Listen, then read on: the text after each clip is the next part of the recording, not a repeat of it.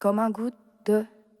Y a comme un goût de cendre dans ma terre, des espoirs calcinés et des rêves incinérés. Peut-être le climat qui brûle, peut-être l'appétit dévorant des plus puissants. Il y a comme un goût de peur chez les enfants. Les petites filles étouffent des cris derrière les maisons.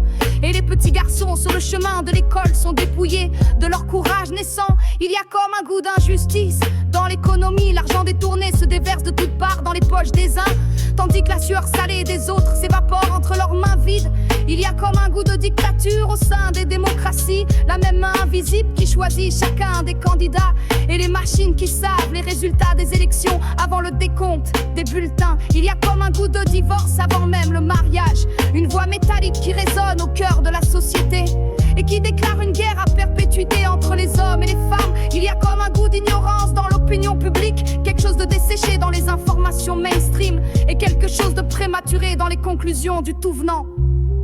Il y a comme un goût de funérailles dans les chants religieux, les hurlements de la foi qui sont des mises à mort de la raison. Et pour que la raison survive, elle doit se cacher dans les livres et dans le murmure de ceux qui essaient encore de réfléchir quand tout chante et prie. Y a comme un goût de trahison dans les amitiés. Les grandes amitiés sont mortes avec le passage du bac, et elles ont été remplacées par les grandes ambitions et les grandes jalousies, par le poison de la comparaison douloureuse. Il y a comme un goût d'envie de meurtre chez les dirigeants politiques chaque fois qu'ils entendent qu'une intelligence éveillée entreprend de s'exprimer sur les choses de la nation et les choses du peuple, parce que eux, ils ont prospéré sur le sommeil et l'ignorance des masses.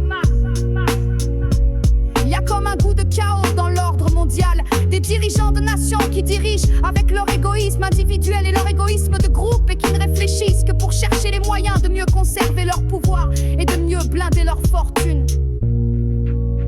Il y a comme un goût d'indifférence dans le ciel, des milliards de prières qui se brisent contre le mur du grand silence cosmique, et les croyants qui sont obligés de se répondre eux-mêmes en remplissant le ciel des projections de leurs propres pensées, de leurs propres chimères. Il y a comme un goût de désespoir dans mon humanité, la persistance des religions et la persistance des suicides, et toujours aucun sauveur qui descende du ciel, aucune armée d'anges qui descendent du ciel, aucune cohorte de vaisseaux de lumière qui descendent du ciel.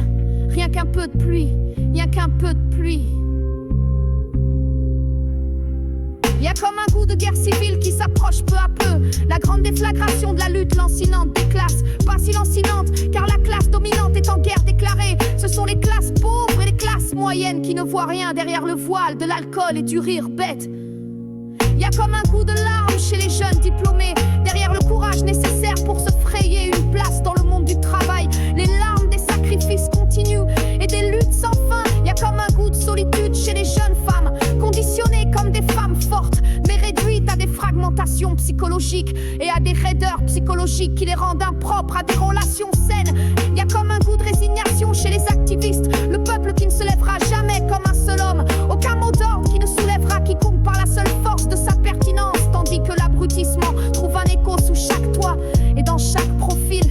Il y a comme un goût de révolte dans le rap, la seule musique qui regarde en face les problèmes les plus importants et qui refuse d'annoncer les mêmes âneries que les autres musiques destinées à faire tourner les reins et à faire sautiller les seins.